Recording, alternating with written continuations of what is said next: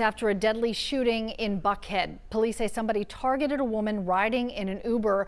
Atlanta police say they believe the gunman pulled up next to the SUV the woman was riding in. She had ordered an Uber Black, and the Fulton County Medical Examiner's Office is now confirming the woman's name is Tavi Badiee. 4:30 in the morning, May 30th, 2023, Lindbergh Drive, Buckhead, Atlanta. A black Cadillac Escalade sits motionless in the middle of the street, its body shredded by more than 40 bullet holes. The driver is on the phone with 911, his voice shaking. In the back seat lies 31-year-old Tavi Badiee, known online as Tavi Badiee, dead from multiple gunshot wounds. She was less than 1 block from her front door. This wasn't random. Just 7 days earlier, she'd been in another shootout. Her former best friend would later say, "Every time we go out, it's a problem after the party." That night, Tavi never made it home. Welcome to True Crime Malice, where we dig into the stories that'll make you question everything. Drop your city in the comments. Let's see where you're watching from. And if you're new here, hit that subscribe button because this story is about to get wild. Tavi Badiee. Some knew her as Tavi Badiee online, and she went by Tavi Badiee. At the strip club, dancers and regulars called her Tequila. 31 years old, born in Guyana, she'd made Atlanta her home for several years. And in that time, she built a life that looked incredible from the outside. Tavi had over 40,000 followers across Instagram and TikTok. Her most recent video before her death pulled in nearly 30,000 views. She posted lifestyle content, beauty shots, and clips from Atlanta's nightlife scene. She also had an OnlyFans account where she shared exclusive content with subscribers. The money was good, the attention was constant, but social media was just one piece of her hustle. Tavi was also a rapper. Her latest track, titled "Can't Style Me," dropped the year before and racked up just under 4,000 views on YouTube. The music video featured her former roommate and friend, Lola, who was also Guyanese and lived with her in Atlanta for a time. The song blended her Caribbean roots with Atlanta trap beats. She was trying to make it in music, just like thousands of other artists grinding in the city. Then there was her main job. Tavi worked as an exotic dancer at Allure, a well-known strip club on Cheshire Bridge Road in Buckhead. She danced under the stage name Tequila. Allure wasn't just any club, it had a reputation. It was the kind of place where money flowed, egos clashed, and drama followed people home. Tavi was a regular there, working late nights and early mornings, building her brand and her bank account. From the outside, her life looked like a dream. She lived in Buckhead, one of Atlanta's wealthiest neighborhoods. She celebrated her birthday just days before her death. Her TikTok was popping. Her music was out there. She was young, beautiful, and living loud. But behind the scenes, things were messy. Tavi had a 7-year-old daughter. According to Lola, the little girl was very smart and very intelligent. But Tavi's lifestyle didn't leave much room for stability. Late nights at the club, constant partying, drinking, beef with other women, fights after leaving venues. Her daughter would grow up without her mother because of the choices Tavi made in those final weeks. Her friendships were toxic too. Lola, who once lived with her and appeared in her music video, had a falling out with Tavi before the murder. In a Facebook post right after Tavi's death, Lola wrote, "Even though you was deaf and made my life hell when I was in ATL, I still never wish this horrible news on you." The post sparked backlash, and Lola went live on Facebook for over an hour to explain herself. In that live video, Lola didn't hold back. She said Tavi got her fired from multiple clubs in Atlanta by spreading rumors and turning people against her. She said Tavi acted completely different when she drank. "Every time we go out, it's a problem after the party. Every single time," Lola said. She described incidents where Tavi threw drinks in people's faces, pulled out guns at parties, and got into fights with groups of women. She gets out of control when she drinks alcohol, On God, she gets very wild. Lola also mentioned that Tavi had been involved in another shooting just 1 week before her death. The cameraman who shot the Can't Style Me music video confirmed it too. He told Lola that Tavi had been in gunplay with people connected to dangerous men in Atlanta. It wasn't her first time being shot at, and according to those who knew her, she allegedly fired back. Tavi was living fast, too fast. The parties, the drinking, the beefs, the guns, it was all catching up to her. But here's the thing, Tavi wasn't just living dangerously. She'd already survived one shootout. And the night she died, it wasn't random. Here's what most people didn't know. Tavi had been in another shootout just 1 week before she died. Tavi was running with a crowd that didn't play games. And when things got heated, she didn't back down. That's what made her dangerous. That's also what made her a target, but it gets worse. Hours before Tavi was killed, there was another shooting. Around 4 a.m. on the same night, police responded to a call at Lenox and Beaufort. Vehicles were shot at. Property was damaged. Deputy Chief Charles Hampton told reporters they were working to see if that incident was connected to Tavi's murder. Same style, same time frame, same area. The pattern was clear. Tavi was caught up in something that had been building for weeks, maybe longer. Lola didn't sugarcoat it. In her hour-and-a-half Facebook Live, she broke down exactly what kind of person Tavi became when she drank. And it wasn't pretty. She gets out of control when she drinks alcohol. On God. She gets very wild, Lola said. She described multiple incidents where Tavi caused problems after leaving clubs. Every time we go out, it's a problem after the party. Every single time. I can't recall one time going out with her, one single time we went out, and it was no problem after the party. Lola told a story about a night at a club when Tavi got drunk and things went left. At one point, she was in a party and I was dancing. She was dancing. Jerry, 7-1, I should pick up a drink. She pick up what I should drink, them should drink, and I should show it in the face and pull out the gun for shooting. That is how tequila gets. Tequila is very reckless when she drinks. Throwing drinks, pulling guns, starting fights. That was Tavi when alcohol was involved. Lola also mentioned a time when 20 girls tried to jump Tavi outside a club. 20 girls go for jump sheet, and I had to get in. And I can't fight 20 people for you. I had to just get somebody for pull she out the club and go somewhere else. It wasn't just one incident, it was a pattern. Tavi would go out, drink, get into it with someone, and things would turn violent. She made enemies everywhere she went. And those enemies didn't forget. Lola believed that's what got her killed.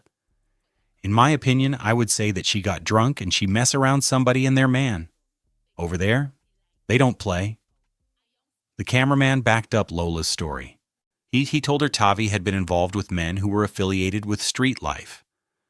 When you're connected to people like that, beef doesn't just go away. It follows you. And eventually, it catches up. Tavi had already survived one shootout. She knew people were after her, but she didn't change her routine. She didn't leave Atlanta. She didn't stop going to the same clubs. She kept drinking, kept partying, kept living the same way. And on May 30th, 2023, it cost her everything. Now here's my question for you. If someone you knew was living like this, would you say something? Or would you just hope they'd figure it out?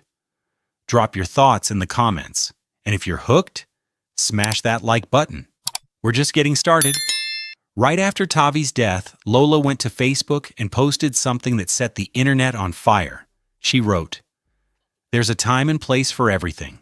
All jokes aside, even though you was deaf and made my life hell when I was in ATL, I was still never wish this horrible news on you."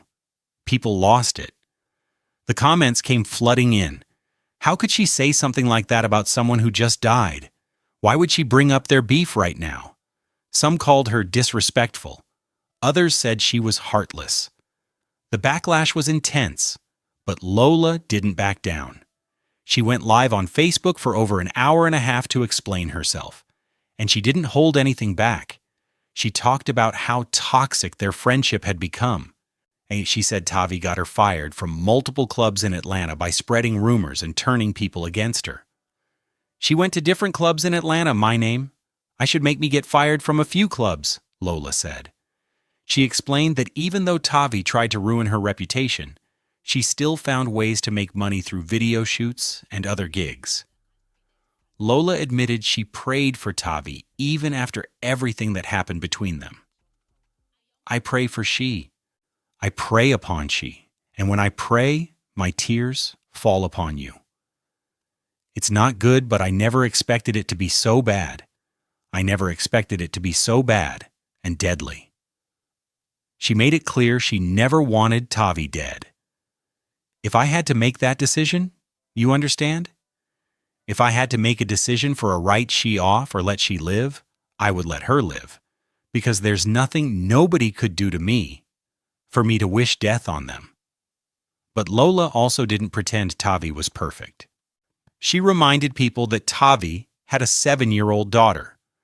The girl has a 7-year-old daughter. That's very, very smart, very intelligent, Lola said. Nobody deserves to die like that. Then Lola gave her theory on what happened that night. In my opinion, I would say that she got drunk and she messed around somebody and their man. Over there, they don't play. She believed Tavi got into it with the wrong person, or the wrong person's man, and paid the price. In Atlanta's nightlife scene, disrespect can get you killed. And according to Lola, Tavi had a habit of crossing lines when she drank. So the question becomes, was this revenge? Was it a setup? Or was it just beef that finally boiled over?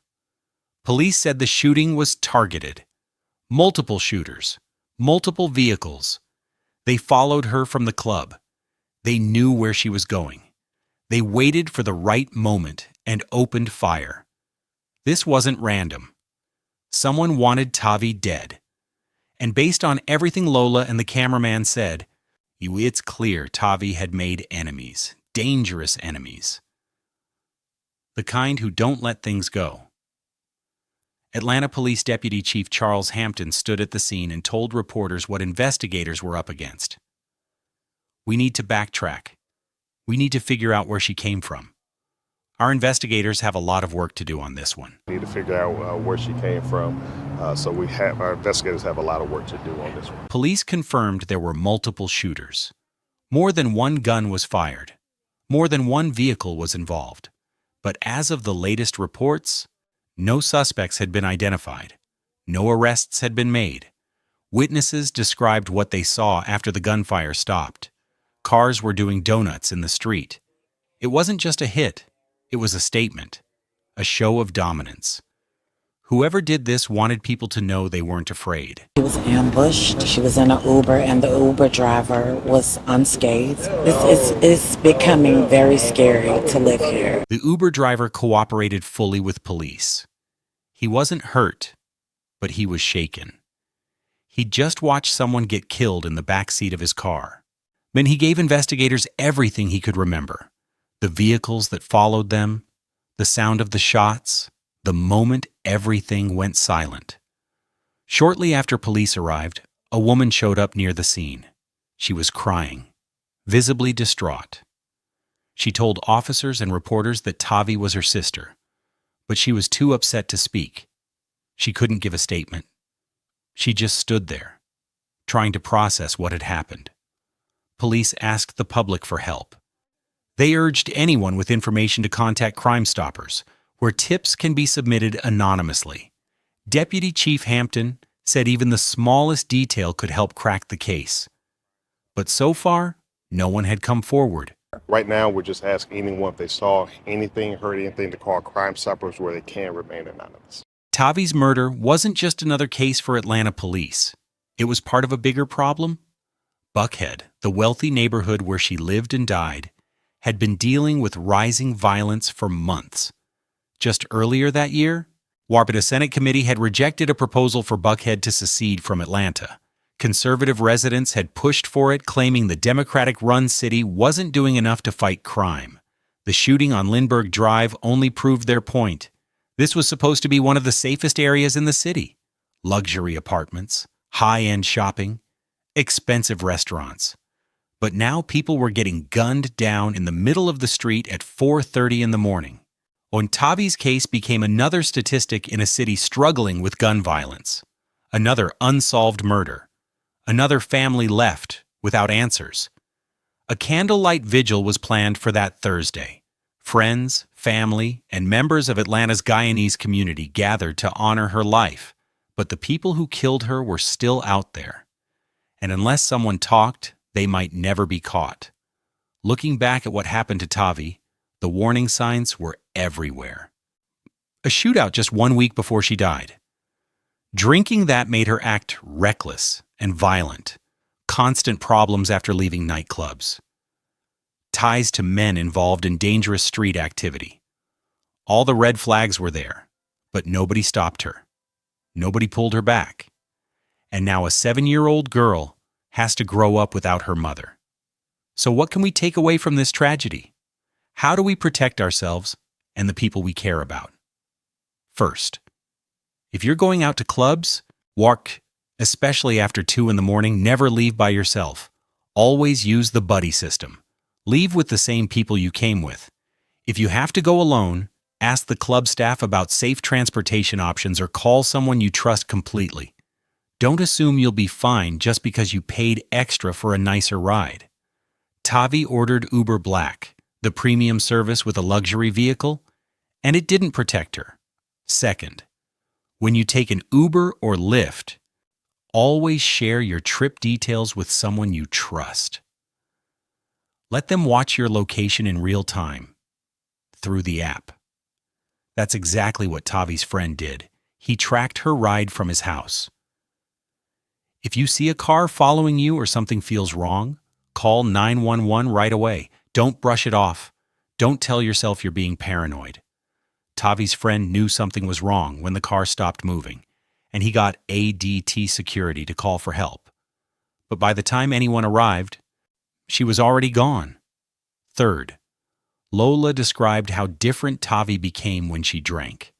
Throwing drinks at people, pulling out guns in clubs, getting into fights with groups of women, starting problems she couldn't finish. Alcohol doesn't just make you careless.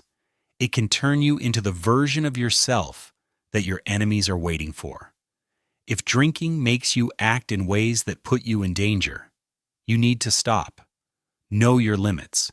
Protect yourself. Fourth, if you've already been shot at once, you are a marked target. That's not the time to keep going to the same places, seeing the same people, or living the same way. That's when you need to change everything. Move to a different neighborhood. Stop going to those clubs. Cut ties with dangerous people. Even leave the city if that's what it takes. Tavi survived one shooting and changed nothing about her life. 7 days later, she was dead. Fifth, Tavi had more than 40,000 followers across her social media accounts. That kind of visibility is a double-edged sword. Your supporters see you, but so do the people who want to hurt you. If you're building a public profile online, you need to be careful. Use private accounts for personal information. Don't post your real-time location. Think about security. Being famous, even internet famous, can make you a target. Sixth, your decisions don't only affect you, they affect your children. Tavi's 7-year-old daughter will never see her mother again. One dangerous night, one bad choice, and that little girl's life is changed forever. If you have kids depending on you, you owe it to them to stay alive. That means making better choices even when it's hard. Even when your friends are still partying. Even when you think you'll be fine. Here's the truth nobody wants to hear. Tavi's lifestyle couldn't last. The drinking, the fights, the guns, the dangerous connections, it was all building towards something terrible. And the people close to her knew it. Lola knew it. The cameraman knew it. But nobody intervened. Nobody sat her down and said, "This has to stop before it kills you." So here's what I want to know. Do you think Tavi could have been saved? Could someone have stepped in? And what would you do if your friend was living like this? Let's talk about it in the comments. And if this story hit you hard, share it with someone who needs to hear it. Subscribe to True Crime Malice for more stories that matter. We'll see you in the next one. Tavi Badiee was more than just a headline. She was a daughter, a mother to a 7-year-old girl, a dreamer who came from Guyana to build something in Atlanta. She made music. She built a following. She worked hard for what she had. But her wild nights caught up with her on a quiet street in Buckhead, just 1 block from safety. The case remains unsolved. The shooters are still out there. No arrests have been made. And unless someone speaks up, her family may never get the justice they deserve. So here's the question we're left with. How many more Tavis are out there right now, living on borrowed time? Rest in peace, Tasha Bruley. May your story save someone else.